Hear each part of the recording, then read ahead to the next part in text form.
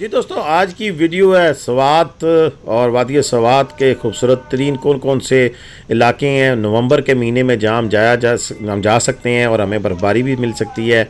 अगर हम कलाम जाएं, मालम जब्बा जाएं, अतरोड़ वैली जाएं तो सारी डिटेल होगी। मुकम्मल वीडियो देखिएगा जिसमें हम आपको रास्तों की तफसील से लेकर और कहाँ कहाँ किस किस वक्त जाया जा सकता है और रास्ते खुले हैं या नहीं खुले हैं और किन किन होटलों में आप ठहर सकते हैं, कहाँ कितने किराए हैं, ये सारी मालूमात होंगी। तो वीडियो आखिर तक ज़रूर देखिएगा। अस्सलामु अलैकुम वरहमतुल्लाहि वबरकातुहू।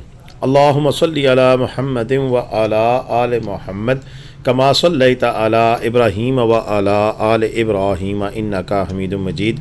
अल्लाहुम्मा बारिक अला मुहम्मदिन व अला आले मुहम्मद कमा बारकता अला इब्राहीम व अला आले इब्राहीम इन्नका हमीदुम मजीद।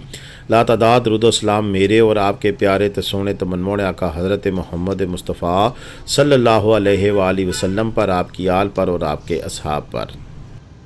जी दोस्तों, आज जब मैं वीडियो अपलोड कर रहा हूं तो आज 12 नवंबर है और अब तकरीबन नवंबर का आधा हिस्सा तो गुजर चुका, पीछे आधा हिस्सा बकिया रह गया है।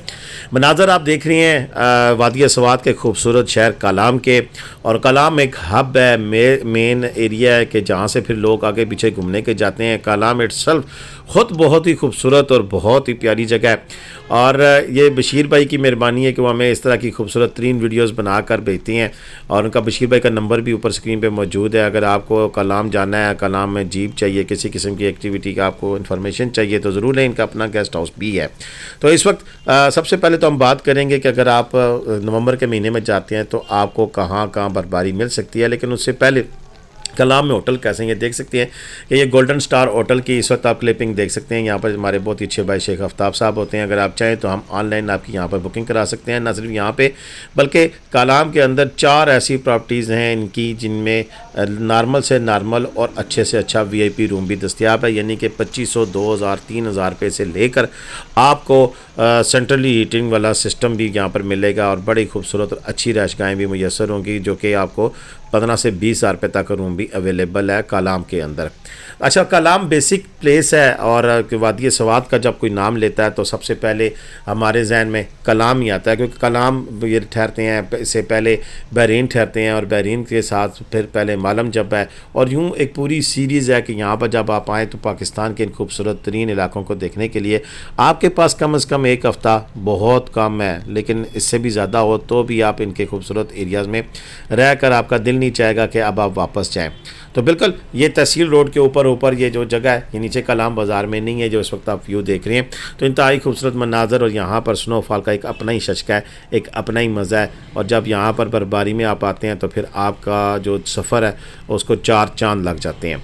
आज हम बात करेंगे कि नवंबर के महीने में जो बकिया रह गया है, अब अगर आप कहीं भी पाकिस्तान के किसी भी दूर दफ्ता इलाके से आते हैं तो अगर आपने यहाँ का विज़िट करना है तो आपको कैसी प्लानिंग करनी चाहिए, कितने बजट में आप यहाँ पर टूर कर सकते हैं और कौन कौन से इलाके देख सकते हैं और बर्फबारी आपको कहाँ पे मिल सकती है।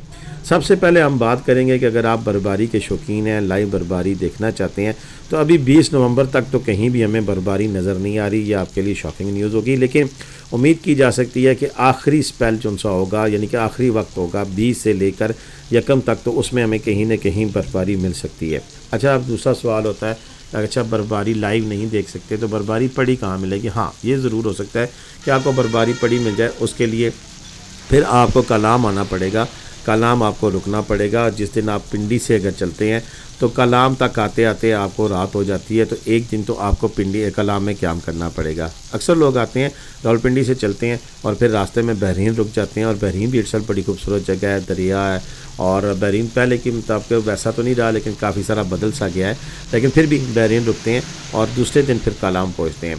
पर क्या भैया आपकी अपनी चॉइस है। अगर आप थ्रू आउट सुबह अर्ली मॉर्निंग निकलें 6 से 7 बजे तो आराम से शाम की 6-7 बजे आप पहुँच सकते हैं, क्योंकि 6 घंटे में आप मंगोरा से होते हुए बहरीन और बहरीन के बाद फिर घंटा लगता है, 7 से 8 घंटे का रास्ता है आपका। तो इंजॉय करते हुए भी जाएँ तो आराम से आप 10 घंटों में पहुँच सकते हैं, यानी कि 5-6 बजे आप शाम को कलाम आराम से आपका ईज़िली अराइवल हो सकता है। बाकी रही बात बहरीन से लेकर कलाम तक की रोड की, तो अब हर किस्म की गाड़ियाँ जा रही हैं। उसको इस काबल जो सैलाबज़दा इलाके थे बीच में सैलाबज़दा जो पोर्शन था इस रोड का उसको बहाल कर दिया गया कि आप हर किस्म की गाड़ी आपकी वहाँ तक आ सकती है और आप आराम से वहाँ पे पहुँच सकते हैं।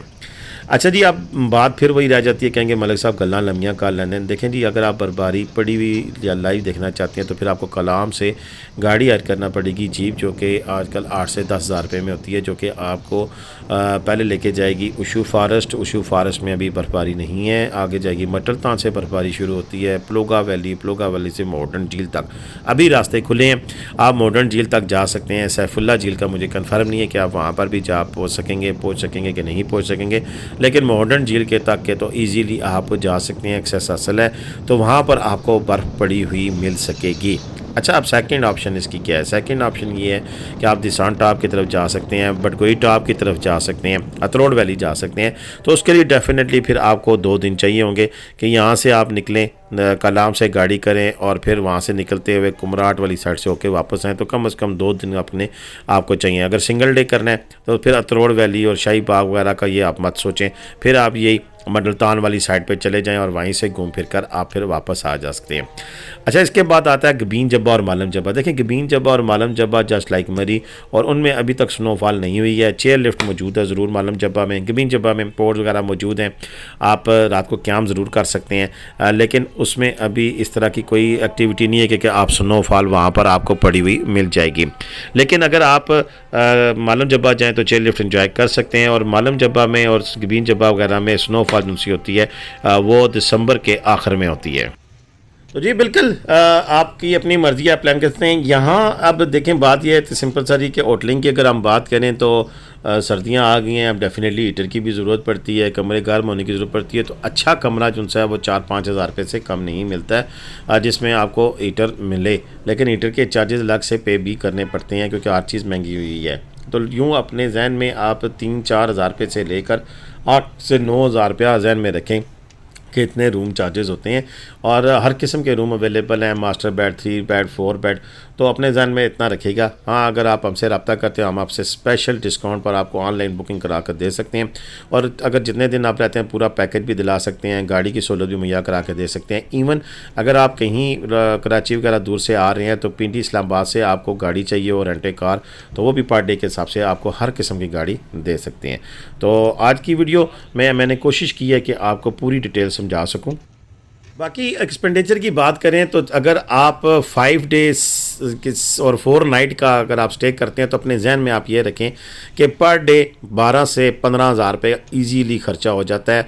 और अगर आप समझते हैं कि अगर आप 6 दिन आपने रहना है तो 15 छिके 90,000 85,000 इतने आपके एक्सपेंडिचर हैं, इसमें खाना पीना, रिहाइश, ट्रैवलिंग सारा कुछ मुमकिन हो जाता है। और इसी में अगर आप लग्जरी करना चाहें तो फिर आप उसको 1,20,000 तक ले जा सकते हैं। तो अब तक के लिए इतना ही था, मुझे इजाज़त दें। पाकिस्तान जिंदाबाद, पाकिस्तान पाइंदाबाद।